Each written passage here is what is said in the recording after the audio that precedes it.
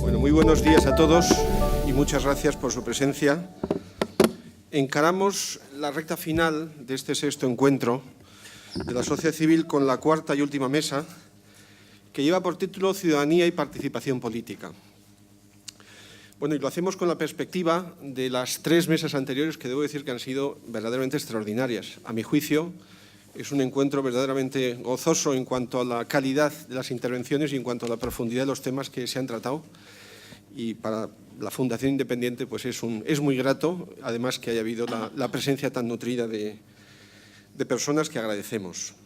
Bueno, y abordamos ahora el cuarto pilar, o la cuarta pata, que además tan cercano está a lo que es la inspiración fundacional de la Fundación Independiente, que es la ciudadanía, y lo que es la participación política, los cauces de presencia y de participación en la política. Y lo hacemos con tres intervinientes de lujo, todos ellos grandes analistas y observadores de la realidad política, unos que han estado en la política activa durante muchos años, con gran coraje y valentía, también debo decirlo, y dos analistas que podemos escuchar y leer en los medios de comunicación cotidianamente. Bueno, este encuentro nacional de la sociedad civil, este sexto encuentro, como hemos visto, está muy enraizado en lo que es el espíritu de la Fundación Independiente, analizar las grandes cuestiones que afectan al interés general de la nación e intentar arrojar luz, buscar soluciones positivas, eficaces, operativas al servicio de la sociedad y al servicio de la nación. Y hoy lo hacemos con el ejercicio de la política. Y no de una manera neutra, sino que queremos luchar por una determinada concepción de la política que es la que ha estado transversalmente expuesta a lo largo de las diferentes mesas. Una política al servicio del bien común.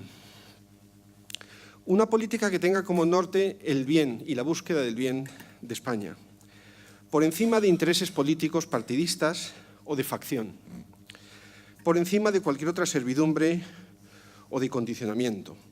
Una política que, como se ha dicho hace un momento, esté en las cosas esenciales, no esté simplemente en lo efímero, no esté en una política mediatizada por los ciclos políticos y electorales de las convocatorias electorales sucesivas.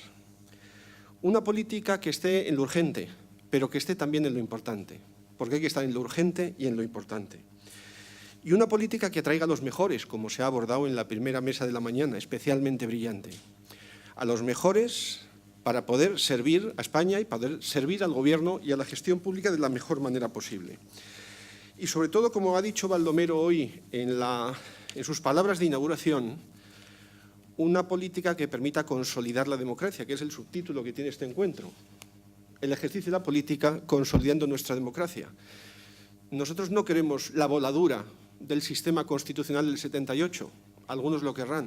Nosotros queremos la consolidación del sistema que trabajosamente se alumbró en el año 78 y desde la concordia y desde el espíritu de reconciliación nacional.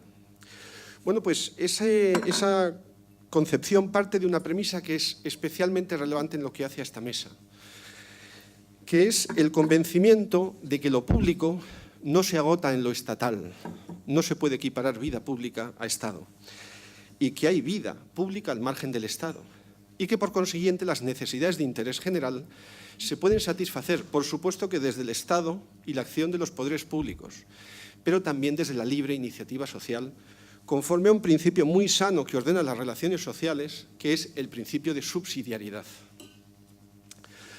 Bueno, pues nosotros entendemos que la sociedad civil no puede permanecer ajena al curso de los acontecimientos de la historia y no puede ser indiferente a las cosas esenciales y muy especialmente a las cosas que ocurren en la nación, poniendo el acento en lo que puede no ir suficientemente bien. Hemos analizado esta mañana lo que son, podríamos decir, debilidades, carencias y al propio tiempo anhelos de necesidad de renovación, de regeneración de lo que puede ser el ideal democrático. Y ahora abordaremos un aspecto esencial, que es la ciudadanía. Desde una doble perspectiva, la ciudadanía desde el punto de vista del compromiso y la responsabilidad de los ciudadanos en la cosa pública y muy especialmente en la vida política. Y otra segunda que está ligada a la segunda parte del título de la mesa, que es la búsqueda de cauces y presencias de participación en la vida política de la ciudadanía. Y al hilo de esto, la afirmación de la sociedad civil, porque sociedad civil no es sinónimo simplemente de sociedad.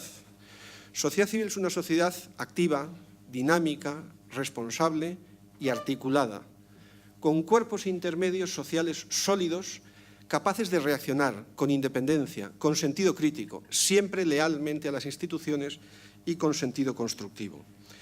Una sociedad civil que parte de las personas, que se integra en familias, que forma cuerpos intermedios y del que es coronación el Estado, que nace al servicio del bien común y no al revés. Y una sociedad civil que tiene unos derechos a participar en la vida pública. Y somos conscientes de que los partidos políticos son un instrumento fundamental de participación política. Pero las formaciones políticas no asumen el monopolio de la intermediación de la participación. Hay cauces de participación. Y hoy por hoy esa revolución tecnológica a que se ha hecho referencia en alguna de las mesas también contribuye a buscar otros cauces de participación hoy en la política desde el dinamismo de la ciudadanía.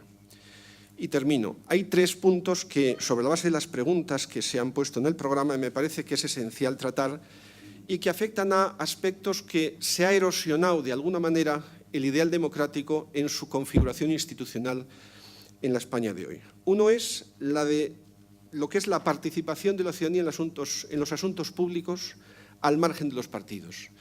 ¿Qué cauces el sistema institucional ofrece hoy? Más allá de introducir durante un periodo de 4 años la papeleta en una urna, de participar activamente, bien a través de los partidos o bien a través de otros cauces, en la vida política. En segundo lugar, que ha salido esta mañana, la cuestión de los partidos. En primer lugar, ¿qué hay que hacer para que la dinámica de los partidos no se transforme en una oligarquía jerárquica, poco democrática, en donde realmente no haya un debate profundo sobre las grandes cuestiones? Eso afecta al perfil de las personas que están en la vida política, como esta mañana se ha visto, pero afecta a la organización y el funcionamiento de los partidos, afecta a sus dinámicas, al condicionamiento de los partidos en la vida pública y en la vida política. Lo hemos visto estos días con el Consejo General del Poder Judicial, el reparto de cuotas en el Consejo, y donde hemos sabido presumiblemente, aunque hoy ha habido una renuncia esta mañana, quién era el presidente, antes de conocer quién eran los vocales que iban a elegir a ese presidente. Bueno, estas son las patologías o las disfunciones que produce a veces la colonización de lo político en las instituciones, en los órganos constitucionales, en los organismos reguladores. Y también la colonización que a veces se produce, ahora en la mesa anterior a salida a colación, sobre la propia sociedad civil. Y por derivación, también la cuestión de la representación política, que es motivo de insatisfacción, y muy especialmente del modelo del sistema electoral. El sistema electoral es una técnica que puede configurar uno u otro modelo. Pues creo que esos 3 temas, ciudadanía y cauces de participación, la dinámica de los partidos políticos y el modelo del sistema electoral son 3 pilares básicos de debate, entre otros muchos, que no pretendo agotar, y que afectan a lo que es la ciudadanía y la participación política. Y para esto, como decía al comienzo, tenemos a 3 intervinientes especialmente sobresalientes. En primer lugar, Nicolás Redondo Terreros, que es un hombre conocido de todos, que no necesita presentación ninguno de los 3, que ha estado en la política activa durante muchos años, un hombre particularmente comprometido desde muy joven, militante del Partido Socialista en las juventudes desde el comienzo de los años 70, que ha tenido un protagonismo muy especial, como todos ustedes saben, en la política del País Vasco. Ha sido secretario general del Partido Socialista de Euskadi durante muchos años, creo que del 97 al 2002 aproximadamente. Ha sido parlamentario, sustituyó a Ramón Jáuregui, ha sido parlamentario vasco y, sobre todo, yo me permito decir que es un hombre, yo le conozco hace ya algunos años, un hombre de Estado. Necesitamos más hombres de Estado y menos hombres de partido. Es un hombre de Estado, un hombre valiente, un hombre coherente, que ha sufrido el embate del terrorismo y ha sido un observador privilegiado de todo lo que ha significado. Yo he sido testigo de lo que ha sido el testimonio de Nicolás Redondo desde el CEU. Teníamos un observatorio de víctimas del terrorismo y siempre Nicolás Redondo estuvo al lado de las víctimas del terrorismo, siempre. Y siempre estuvo a su lado también para colaborar en el reconocimiento a la dignidad de las víctimas del terrorismo, cosa que yo quiero agradecerle públicamente hoy. Y luego, en segundo lugar, tenemos a Tom Barnes Marañón, periodista, ensayista también conocido de todos, hispano-británico, nieto de Gregorio Marañón por línea materna, y un hombre al que sus análisis podemos disfrutar de ellos en el diario Expansión, en El Mundo, y ensayos que son conocidos de todos, creo recordar en la editorial Plaza y Janés, conversaciones sobre el rey, conversaciones sobre el socialismo, conversaciones sobre la derecha, entre otros muchos, y que, como digo, podemos leerle los análisis sesudos que hace sobre la política española en Expansión y en El Mundo, entre otros medios de comunicación. Y por último, Victoria Prego, muy amiga de la Casa, de la Fundación Independiente, premiada, que lo ha sido con el premio Camilo José Cela Independiente de Periodismo, y es una periodista de gran prestigio, de larga trayectoria, que ha estado en prensa, en radio, en televisión desde muchísimos años atrás. Y yo quiero recordar los documentales y las crónicas que hacía la transición, tan brillantes, y donde se puede reconstruir la historia de España viendo los documentales que dirigía Victoria Prego. Bueno, pues con ellos tres analizaremos la cuestión relativa a lo que es la ciudadanía y la participación política. Pues, Nicolás, tienes la palabra. Primero, claro, agradecer a la Fundación la invitación que han realizado. La verdad es que con Victoria, con Ramón Jáuregui anteriormente, con Ana, con Baldomero, sinceramente me siento en casa, porque todos son muy amigos.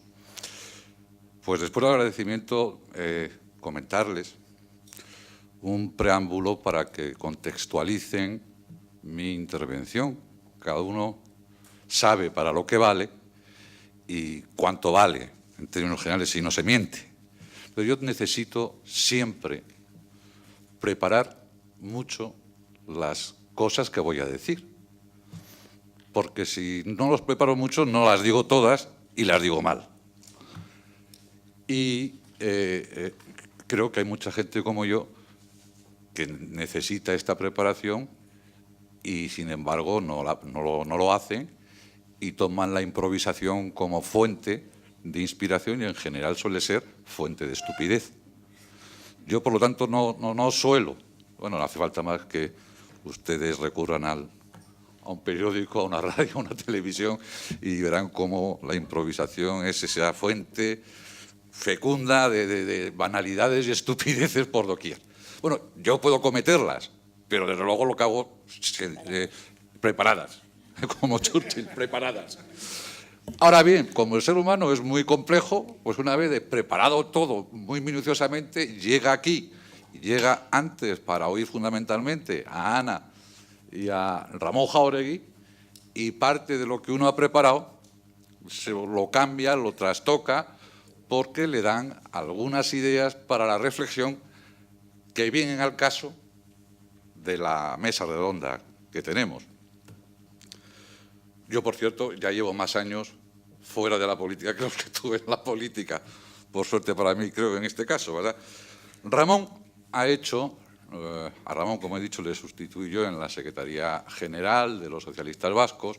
En la parte que le he oído ha hecho, como siempre, una intervención ardorosa, porque es ardoroso, aunque no lo parezca, apasionado, inteligente y brillante, sobre la imprescindibilidad de los partidos políticos en el sistema democrático. Y, como he dicho, lo ha hecho brillantemente. Pero se me ha ocurrido inmediatamente, venía a socaire de lo que había preparado, claro, no es una improvisación solo por lo que ha dicho. Pero miren ustedes, no siempre ha sido así. Los partidos políticos son un fenómeno en la historia relativamente recientes. Y los partidos, como los hemos entendido hasta ahora, todavía más recientes. Hay que tener en cuenta que aparecen los partidos políticos cuando se revoca un principio básico de las sociedades europeas, fundamentalmente, y que se mantuvo desde el Imperio Romano hasta después de la Revolución Francesa. Y era aquel que venía a decir que la unidad fortalecía a la sociedad y que todo lo que fuera divergencia o pluralidad debilitaba a la sociedad. Tuvieron que suceder acontecimientos brutales, terribles, más de 100 años de guerras de religión en Europa, para que se abriera paso la tolerancia y la libertad religiosa primero, y después de la Revolución Francesa, no durante la Revolución Francesa, bastante después, aparecen los partidos políticos, que no tienen nada que ver con algo que también se ha mencionado, pero que no tienen nada que ver con las facciones políticas. Los partidos políticos que aparecen en los parlamentos son organizaciones de personas. El Parlamento británico es primero, pero estoy hablando más de lo que ha sucedido en el ámbito continental. Son organizaciones de personas, primero en las instituciones, que se organizan a través, no solo para tener el poder, sino a través de unas ideas para tener el poder, que es algo bien diferente. No era solo conseguir doblegar al monarca, por decirlo de alguna forma, sino era conseguir el poder porque tenían una idea de ellos para el país. Y esa es la primera formación nuclear, original, primitiva y débil de los partidos, que es institucional. Fíjense, si da para hablar, que hace un siglo, o a finales del siglo XIX, se podía tener, por cierto, una conversación como esta, con las mismas angustias, los mismos interrogantes y los mismos miedos. Porque en el siglo XIX, que le da otro contenido a los partidos políticos, aparecen las masas. Y hay una literatura abundantísima sobre cómo unos están a favor de que las masas, creen que las masas van a protagonizar la historia, y hay otros muchos que creen que las masas van a destrozar lo que había. Y eso durante todo el final del siglo XIX y principios del siglo XX es un debate muy interesante que es el que estamos suscitando ahora aquí. ¿Qué papel tienen los partidos políticos? Por lo tanto, los partidos, como los hemos conocido, son unos partidos, vienen desde ese origen, y los tenemos antes de la Primera Guerra Mundial. Y son, como decía Ramón Jáuregui, bien, elementos imprescindibles de la democracia social-liberal. Pero hasta la Segunda Guerra Mundial no son elementos constitutivos de la democracia. Esa es una gran diferencia.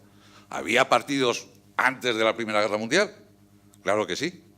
Y formaban parte de los cauces de representación en diversos parlamentos, no en todos, pero en diversos parlamentos europeos. Pero no formaban parte constitutiva del sistema. Después de la Segunda Guerra Mundial es cuando los partidos políticos de masas forman parte constitutiva de la democracia que nosotros conocemos, a la que hemos llegado tarde, pero que conocemos. ¿Qué problema se nos plantea? Es que justamente esos partidos políticos de masas, que son parte constitutiva de la democracia social liberal, entraron en crisis. La democracia, para hacerlo a galope, ¿no? La democracia social liberal, en definitiva, no deja de ser un pacto a través de grandes formaciones políticas. Después de la Segunda Guerra Mundial es como si hubiera una transacción. La socialdemocracia acepta que el eje de la organización económica de las sociedades europeas sea el mercado,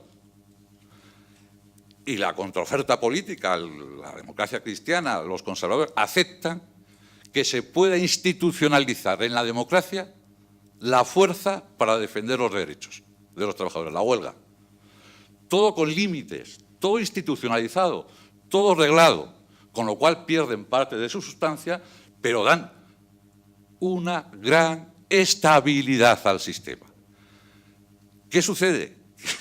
Que las clases que representaban esos partidos hoy no son tan homogéneas como eran antes. Ni la clase trabajadora ni la empresarial no son tan homogéneas, no tienen los mismos intereses, tienen una gran pluralidad de intereses que muchas veces entran en conflicto. La globalización, la revolución tecnológica, tengan ustedes en cuenta que la revolución que estamos viviendo, porque somos capaces, los seres humanos, con cierta tranquilidad, porque estamos viviendo una de las 3 revoluciones más importantes de la historia de la humanidad. pero sin ninguna duda, probablemente con lo que sucedió en Atenas hace 2500 años, con la coincidencia de acontecimientos en 1400 de la imprenta Gutenberg, descubrimiento de América, de descubrimientos científicos, y estas sean las tres grandes revoluciones que cambian absolutamente todo en la humanidad. Y por lo tanto también cambian el sistema y los instrumentos del sistema. Y estamos en esa situación que decía Sartori, analizando, por cierto, la creación de los partidos políticos, nos movemos ciegos en una nebulosa, en una gran nebulosa. Y es verdad, nos movemos ciegos en una gran nebulosa de desconocimiento, porque no sabemos lo que va a suceder, porque no tenemos la estabilidad que tuvimos, porque no sabemos dónde vamos a terminar yendo, porque no sabemos qué vamos a conseguir dentro de un tiempo. Es una revolución, un tiempo de grandes paradojas. Es el momento en el que más riqueza se puede crear. Nunca nadie ha podido pensar que el ser humano pudiera crear tanta riqueza. Y tal vez por eso mismo los núcleos periféricos de pobreza y de marginalidad levantan la voz con una rabiosa contundencia, con un rabioso contraste que hasta nos hace pensar, sin ser cierto, que hoy estamos peor que ayer, y no es verdad. Simplemente existe esa paradoja entre la capacidad que tenemos, que no hemos tenido nunca, de crear riqueza, y la pobreza que hay en las zonas marginales de nuestra sociedad, que no es mayor, sino más clamorosa que la que tuvimos en otros momentos de la historia. Dice uno de estos tecnólogos que también se dedica a ver cómo repercute la revolución tecnológica en nuestros comportamientos, en nuestros hábitos, en nuestras relaciones. Dice, el mundo no está cambiando rápidamente. El mundo se está remodelando radicalmente, está empezando a funcionar de manera diferente. Y en esa remodelación está ocurriendo más rápidamente de lo que hemos sido capaces de remodelarnos nosotros mismos, nuestros líderes, nuestras instituciones, nuestras sociedades y nuestras elecciones o opciones, para dejarlo en un sentido más neutro, nuestras opciones éticas. Todo está cambiando en ese sentido. Esa democracia, la social y liberal a la que me refería, de la que son parte constitutiva los partidos políticos, tenía tres características fundamentales. Una son el tejido institucional que se elaboró para conseguir libertad individual e igualdad. Otra, que tiene su importancia, es la mitología que se creó alrededor de esas democracias. La paz, la educación universal, la tolerancia, el bienestar y algo muy importante, nuestro futuro siempre será mejor.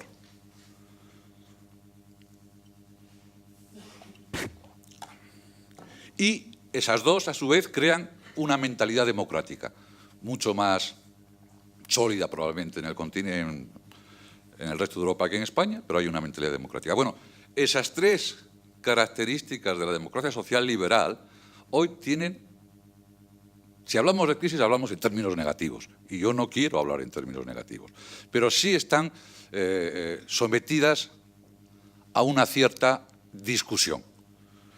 Y estamos en la situación, en el estadio, de tener que crear nuevos consensos que den la estabilidad que obtuvimos durante tantos años a través de ese pacto de clases que dije yo, ahora que esas clases no son tan homogéneas como quisiéramos probablemente, como fueron en el pasado, pero que inevitablemente es así. No nos podemos pegar contra lo que está sucediendo. He oído hablar también de la globalización. Ahora la derecha, la izquierda, el populismo, el nacionalismo no se relaciona con la lucha de clases, se relaciona con qué papel tenemos ante la globalización. Hay algunos que están en contra de la globalización. Por cierto, por desgracia también gente de izquierdas. Y ya no me refiero a los populistas de izquierda, ¿no? Gente, yo soy solo afiliado del PSOE, muy marginal y muy periférico, pero hasta propios compañeros míos, si no, no entiendo, por ejemplo, lo que hicieron con el tratado con Canadá. Es decir, lo ven suspicazmente, lo ven con recelo. Bien, los hay. Los hay que tienen miedo a la globalización. Y son los populistas de izquierdas y los nacionalistas. Unos quieren volver al pasado y otros hacer una revolución que fracasó. Y luego está ese sector político y social que lo que quieren es liderar la globalización, reformar la globalización, hacer que sea más de rostro humano esa globalización. Bueno, ahí están los progresistas del futuro. En los otros lados, que se juntan, no sé si han visto ustedes, como en el Partido Socialista francés ha habido gente que ha apoyado al gobierno italiano y gente de Podemos, marginal todavía, pero gente de Podemos que también ha estado de acuerdo con algunos de las propuestas del gobierno italiano, porque al final se juntan por miedo a la globalización. Bueno, pues la globalización será la que referencie los comportamientos que llamábamos conservadores o los comportamientos que llamábamos progresistas. No van a ser otros. Todavía nos han acomodado porque seguimos unos y otros con los viejos recetarios, pero no nos sirven. Ese es el problema que tenemos que adaptarnos a esa novedad, que es muy grande y no estamos preparados, como decía, para hacerlo. Nos han sustituido en parte los movimientos sociales, a los partidos políticos, pero los movimientos sociales individualmente solo tienen un objetivo, que es el suyo, con lo cual prestan mucho interés a ese objetivo que tienen y han logrado que seamos probablemente más tolerantes, más justos, movimientos como los feministas, etcétera, etcétera, pero también son movimientos que si se empoderan de la política hacen que dejemos de prestar atención al objetivo fundamental de la política, que no son unos ni otros, ni unas ni otros, ni los de allá ni los de acá, sino lo global, la ciudadanía. Hay un libro, no tenemos tiempo, pero se lo recomiendo, que es magnífico y además es poco sospechoso, sobre esta cuestión y dónde nos lleva esta cuestión del empoderamiento de los movimientos sociales en Estados Unidos, de Mark Lilla, que hace referencia al regreso del liberalismo. Él es un demócrata de izquierdas y señala todos los problemas que tiene el Partido Demócrata para ganar realmente en la política estadounidense de verdad por el avasallamiento del partido de los movimientos diversos que han ido aglutinando en los últimos años al Partido Demócrata. Pero bueno, no me quiero extender. Termino. A mi juicio, como decía Ramón Jáuregui, los partidos son imprescindibles. Lo que sucede es que serán diferentes.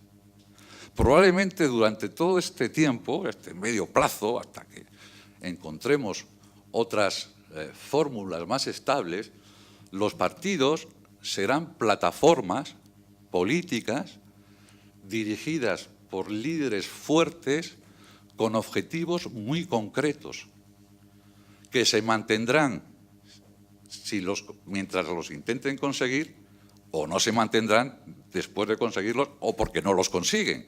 Pero me parece que ese es el elemento que está apareciendo con mucha fuerza. Francia es un ejemplo clarísimo.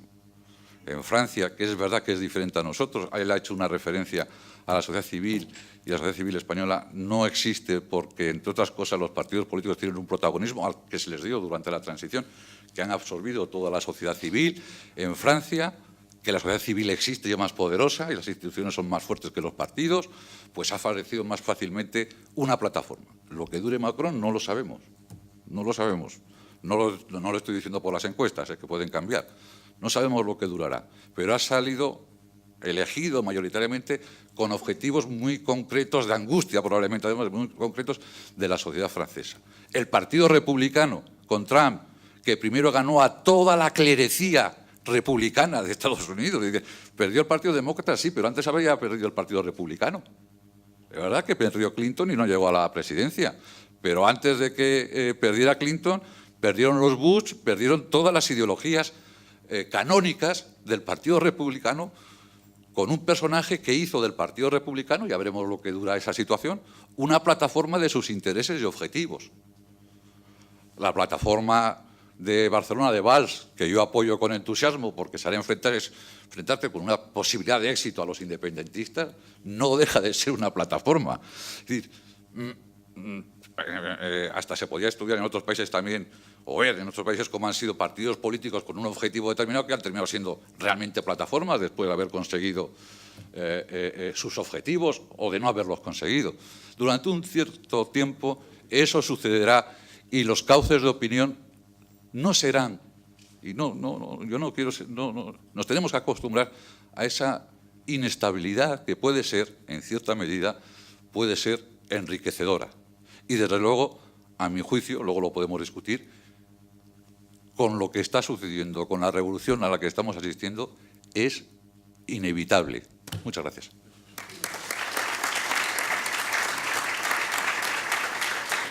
Pues muchas gracias, Nicolás. Tiene la palabra Tom.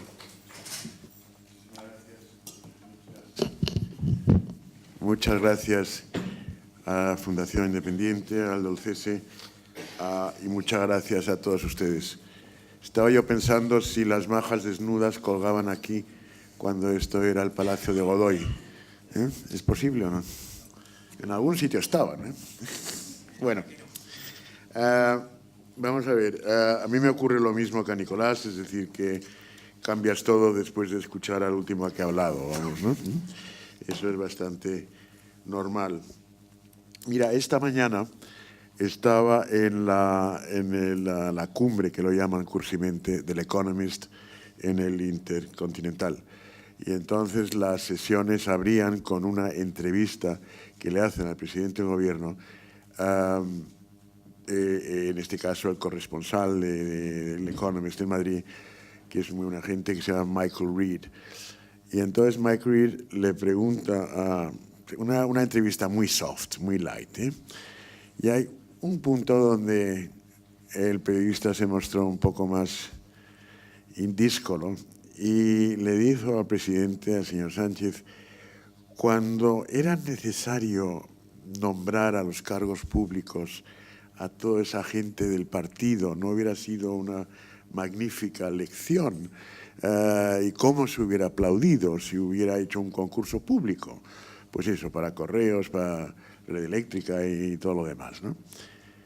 Y lo que me pareció fascinante es que Pedro Sánchez, yo creo que no entendía lo que le estaban preguntando. Y entonces dijo, no, si son unos grandes profesionales y el carné político no tiene que ser un impedimento para que lo ocupen, ¿no?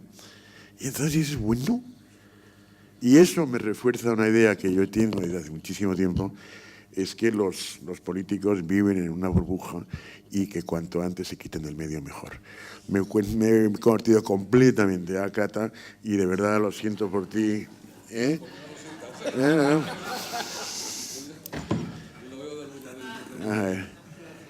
Cuando yo, en mis comienzos en este negocio, me acuerdo de una cosa muy bien en el año, tú te acordarás, bueno, y tú, Tola, desde luego.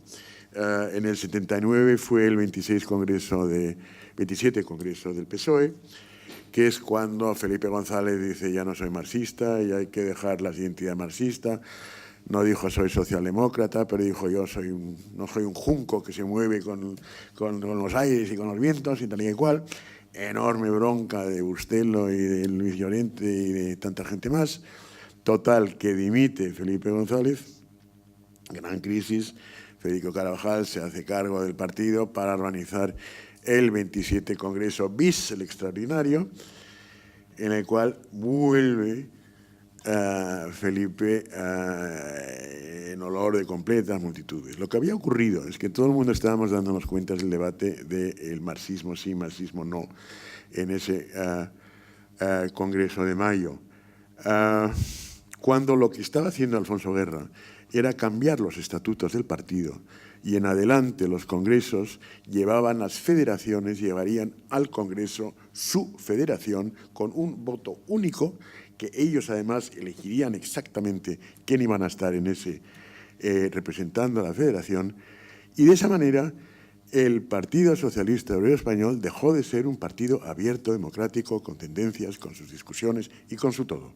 Y acabaron sufriéndolo ciertos grandes políticos como Nicolás Redondo. A partir de ahí, los partidos políticos en España, aquí no es que la democracia española tenga mala calidad. La democracia es un edificio que tiene sus paredes, sus fontanería y demás, pero es una cosa. Lo importante es quién lo está dentro. Aquí lo que tiene mala calidad son los partidos políticos. Y tienen mala calidad porque no son partidos, son aparatos de colocación. Es una manera de ir colocando a tu gente, como lo que estaba diciendo Pedro Sánchez a Michael Reed, del Economist, esta mañana.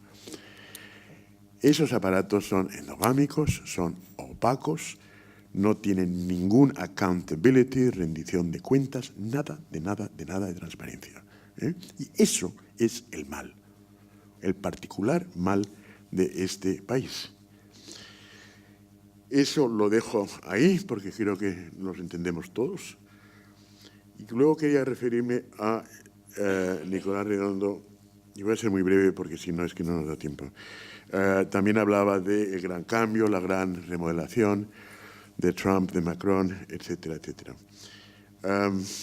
Y esto tiene mucho que ver con las redes sociales y con la utilización de Cambridge. En fin, no me voy a meter en Cambridge Analytica, en todas estas cosas que se hacen ahora, técnicas electorales que han cambiado por completo, vamos, y lo van a cambiar más, de cómo son las elecciones y cómo se elige a los políticos. Pero lo que tenemos que tener en cuenta es lo que ocurre hace una década cuando Lehman Brothers cae en bancarrota.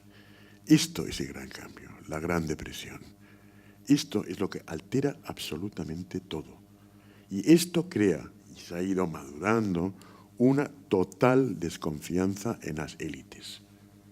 Y que si luego las élites la han pasado muy bien en estos últimos 10 años y la brecha salarial, y Jaime Carvajal hablaba de ello, ha aumentado.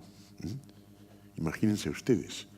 Aquí, desde luego, en este país ha habido una devaluación interna y la gente está peor de lo que estaba antes. Y lo que es más, es la primera vez en una generación desde tiempo, cuando una generación sabe positivamente que sus hijos no van a estar mejor que estuvieron ellos. Y eso es algo absolutamente nuevo. Bien. Entonces, tienes esta sociedad machacada, una sociedad frustrada.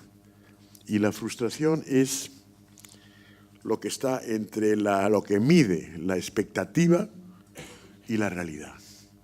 Y la realidad es esta, vamos, ¿no? De los sueldos bajos, los trabajos precarios y la incapacidad de tanta gente joven de poder construirse un futuro. ¿Qué cosa más normal que los electorados tomen decisiones absolutamente excéntricas? O que cale el mensaje de left behind, de los que se quedan atrás. ¿Qué cosa más normal que el Midwest vote en Wisconsin? De repente están votando a un candidato republicano y a Trump. Y en Ohio, estados demócratas, vamos, de blue collar, de mono azul. Pues nada, estamos con el Great Make America Great Again. Muy bien, America First. Antes fue el 23 de junio de 1816 que fue Brexit. Brexit comienza con una cosa. El señor Farage, por mucho bien que hable, ilusione, tal y que cual, el UKIP, no tenía un escaño en el Palacio de Westminster. Ni uno. Tenía en el Parlamento Europeo, sí, pero en Westminster no. Y ese señor organiza una cosa que se llama Leave.org, y esto es lo que hace Brexit.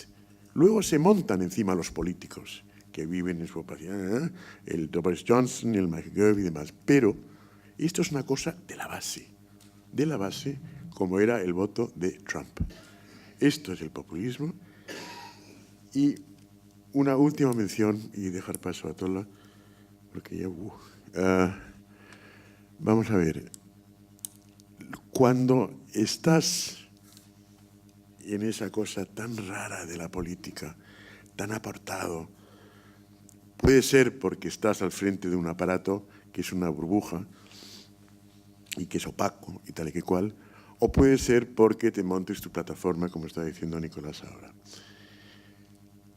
A mí me asombra cómo Macron tiene la cara de irse a Berlín el domingo y hablar de Europa como si no hubiera pasado absolutamente nada, con Merkel, que la pobrecita está allá afuera, y hablar de la gran Europa que vamos a construir los dos y en 2 velocidades y no sé cuántas velocidades y esto de más allá y todo estupendo.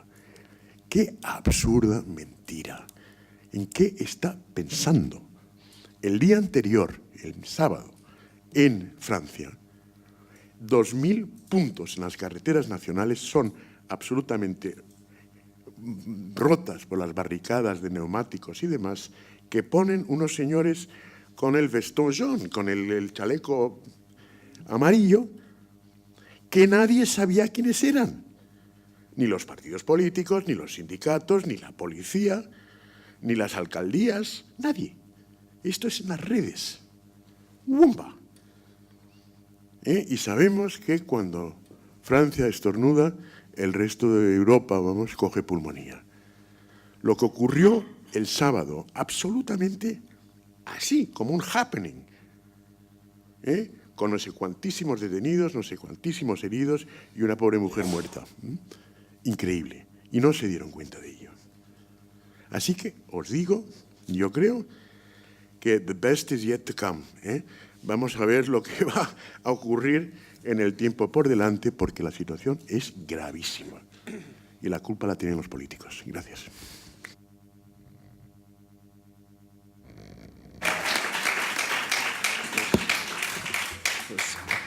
Victoria, tienes la palabra. Buenas tardes, ya tardes. Muchas gracias a Aldo, presidente de la Fundación Independiente, a la Fundación por haberme invitado y a ustedes por estar aquí a estas horas todavía. Esto se llama ciudadanía y participación política. Yo me voy a atener a la situación española, que es lo que yo conozco con el punto de vista de un periodista. Para empezar, la sociedad española, por cierto, tengo muchísimo interés. ¿Por qué se llama sociedad civil? ¿Qué otra sociedad hay que no sea civil? ¿Los curas es una sociedad?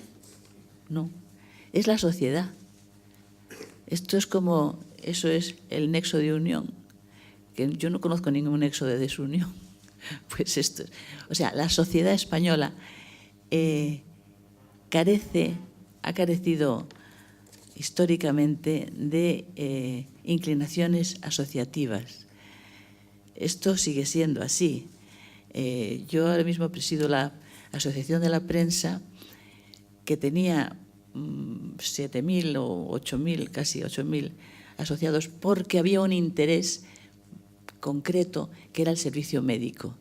Cuando el servicio médico se suspendió por una decisión política brutal, por cierto, iniciada por Podemos y secundada por el Partido Socialista en la Comunidad de Madrid, se dieron de baja 2.000 personas. Tenemos todavía 5.000 y pico socios, pero eso me permitió decir, ¿hay interés en la sociedad española para asociarse para algo que no sea defender inmediatamente su interés inmediato y concreto? Yo creo que no. Yo creo que no. Pero, por otra parte, lo que veo es que las sociedades más vigorosas, en términos de sumar sus esfuerzos y sus posiciones para defender determinados planteamientos, no solo intereses concretos, que esto sí, planteamientos, tampoco son fuertes. Si hay una sociedad que tiene un altísimo grado de índice de asociativo, esa es la sociedad norteamericana. Y la sociedad norteamericana ha dado iba a decir un espectáculo, no, ha hecho una demostración de debilidad democrática, en lo que yo entiendo que son los valores democráticos, que es realmente estremecedora. Por lo tanto, yo soy, se estará notando ya, enormemente pesimista, porque no solamente los españoles no tienen tendencia a asociarse, ni interés ninguno en asociarse, sino que además, ahora con las nuevas tecnologías, se creen poderosos, lo cual los debilita definitivamente. Ahora no hay ciudadano, hablo de España, no hay español que no crea que tiene en sus manos el poder de cambiar las cosas, de decir lo que sea, en fin, se ha convertido en protagonista de sí mismo. Pero desde la debilidad. Entonces, ¿qué pasa? Que se genera un vacío, en mi opinión, extraordinariamente amplio en la sociedad española, que es ocupado por los partidos políticos. Porque los partidos políticos, y me vas a perdonar si son imprescindibles, pero otros partidos políticos, otro tipo de partido político, un partido político que conozca sus límites y tenga un sentido del respeto a los ciudadanos que los partidos políticos españoles han demostrado ahora mismo, hoy, no tener. Por lo tanto, bueno, el ejemplo más claro de lo que estoy contando es lo que ha pasado con el Consejo General del Poder Judicial y la dimisión, la renuncia de Manuel Marchena, un espléndido magistrado al que yo conozco desde hace muchísimos años, dice él, el pobre, porque claro, él respeta las formas, a formar parte de las candidaturas que quizá pudieran elegirle. Pobrecito. Vamos, nadie ha creído esto, es evidente, pero él sigue respetando la formalidad, porque es una persona seria. El WhatsApp que ayer mandó el portavoz del Partido Popular a 146 senadores es la muestra perfecta de la desvergüenza de los partidos políticos, no de este, sino de todos, ante el respeto que deben a la ciudadanía y a las formas, a los valores de la Constitución. Por eso, consolidando nuestra democracia, es un deseo, pero estamos lejísimos de semejante cosa. Yo creo que estamos exactamente en la dirección contraria, que es debilitando nuestra democracia. ¿Ah? Es decir, lo de ayer, lo de Cosidó, que lo planteo porque es que me sirve como prueba de hasta qué punto los partidos políticos no tienen ni idea ya de cuál es su función, de cuál es su responsabilidad, de cuáles son los valores que tienen que defender, de cuáles son sus límites. Lo desconocen absolutamente. Y lo desconocen absolutamente porque a lo largo de muchísimos años, en democracia, nadie se le ha puesto enfrente porque los ciudadanos españoles no sabían que los partidos políticos iban a invadir todo el espacio posible. Es más, hasta las pocas sociedades que existen, digamos, la organización de consumidores, que es una cosa, pues está invadida por los partidos políticos. Unas son de UGT y otras son de comisiones obreras, por ejemplo. Es decir, partidos políticos y sindicatos. Los sindicatos están debilitados y, por lo tanto, no los considero en esta intervención. Pero la OCU era del PSOE. Hombre, por Dios, respeten ustedes un poco lo que los ciudadanos no saben defender. Este es el problema que tiene España, en mi opinión. Los ciudadanos han creído que la democracia se había conseguido y aquí, a partir de ahora, vamos a disfrutarla, sin ser conscientes, y creo que no siguen sin serlo, y este es nuestro problema, sin ser conscientes de que la democracia está en sus manos, en cada una de nuestras manos.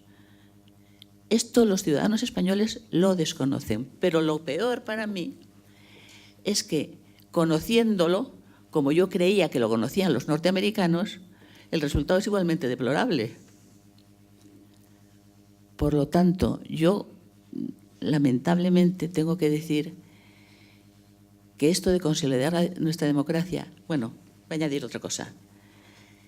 Nuestra democracia está en este momento seriamente amenazada. Seriamente amenazada. No solamente por el atropello de que está siendo objeto por parte de los partidos políticos en términos constitucionales, sino porque hay un proyecto elaborado de acabar con la Constitución por el procedimiento, primero, de desacreditar las instituciones, como es el Poder Judicial, a lo cual ha contribuido muy amorosamente los partidos políticos, desacreditarlos institucionalmente por parte del independentismo. En segundo lugar, disparando contra la clave de bóveda de la Constitución, que es el rey. Y si realmente tuvieran éxito, que no lo sé, y yo espero que no, la Constitución se irá abajo.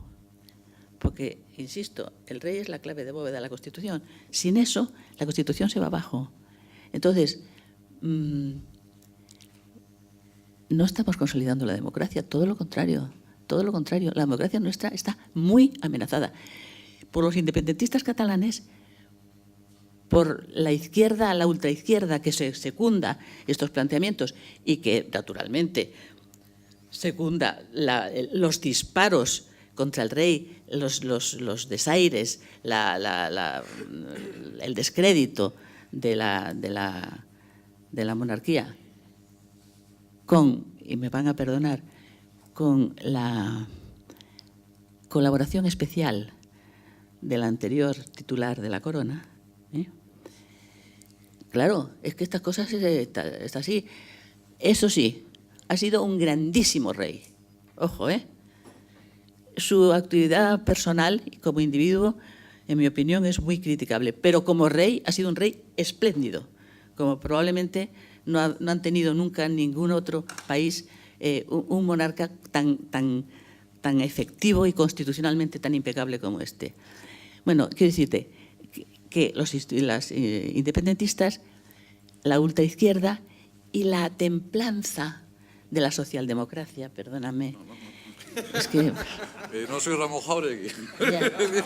Quizá hace poco un es que me da no sé qué. Pero bueno, la templanza de la socialdemocracia, que estamos cediendo mucho terreno, demasiado terreno, y no sé si va a ser reversible. Y por eso, porque como ya no vale nada, ni las formas se respetan, ni los valores tampoco, ni los formalismos. Por eso el presidente del Gobierno dice que no va a presentar los presupuestos. Pero, hombre, ¿pero esto qué es? Es decir, esto es inconstitucional. Pero no se han parado a pensarlo. O sea, la ley más importante de cada año, de cada legislatura, es la ley de los presupuestos generales. Bueno, pues el presidente del Gobierno dice que para no marear. ¿Qué? ¿Qué dice usted?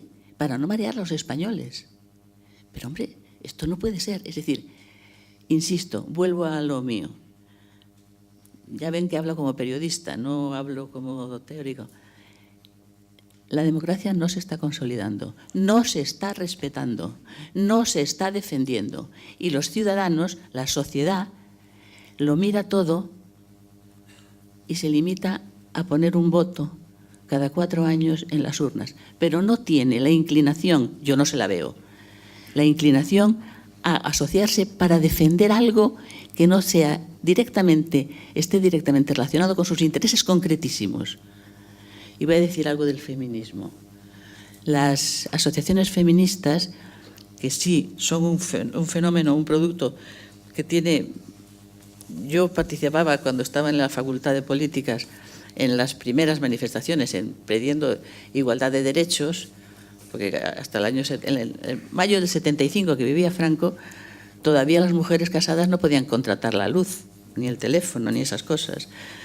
Entonces, la igualdad de derechos ante la ley, que ya se ha reconocido hace mucho tiempo, el movimiento feministas se han consolidado, se han hecho fuertes, pero en mi opinión se están equivocando en sus niveles de exigencia. No pueden presionar violentamente, no violentamente físicamente, pero con violencia verbal, a un tribunal de justicia para que dicte una sentencia como las asociaciones feministas han decretado que tiene que ser. Porque eso es juicios paralelos, que es a lo que estamos acostumbrándonos. Ya termino.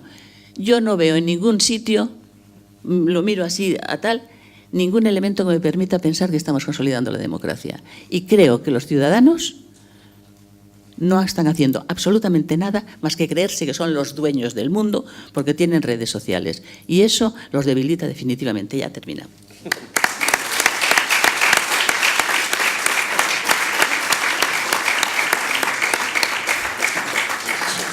Muchísimas gracias a los tres y vamos a iniciar un turno ajustado de tiempo de preguntas.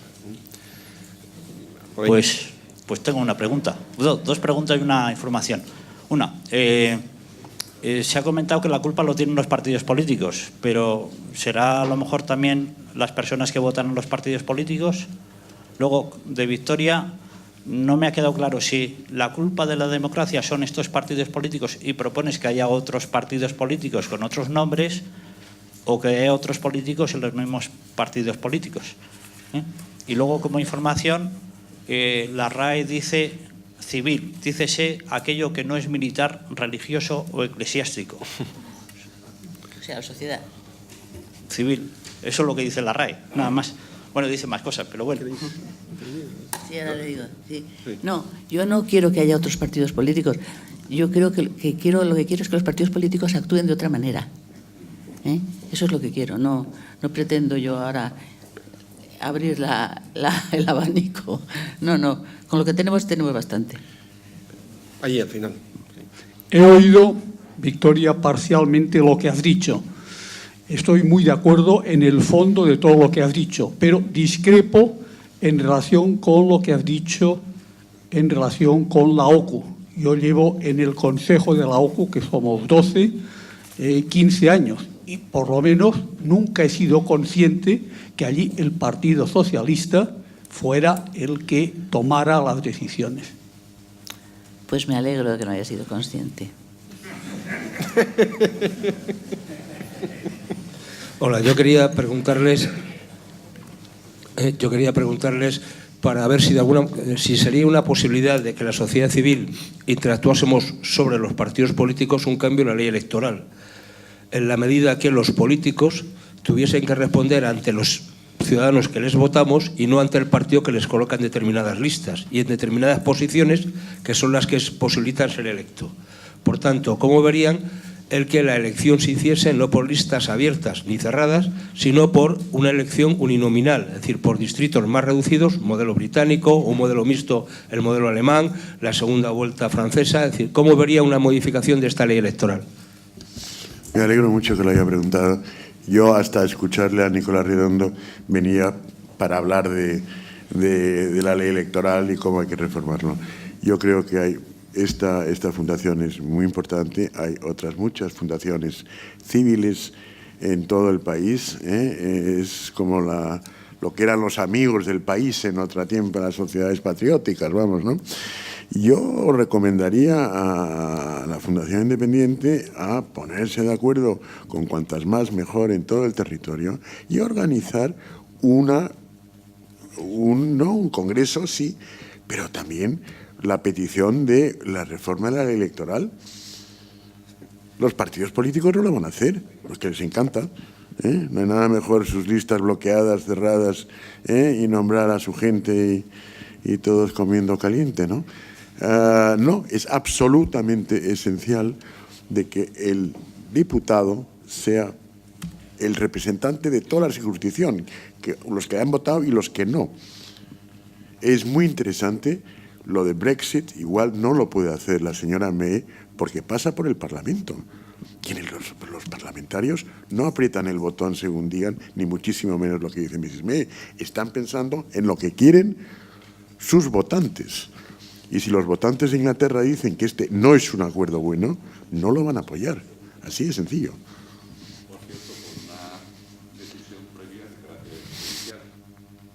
Se lleva al Parlamento.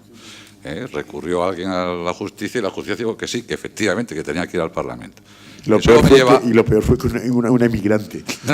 Una emigrante. Eso me lleva a mí muy brevemente. Históricamente nosotros tenemos una especie de fanatismo coqueto. Somos los únicos que tenemos problemas, somos los que más problemas tenemos, los demás parece que no los tienen. Nosotros estamos introducidos en una crisis general. Y nos sucede lo que nos sucede como sucede a otros países.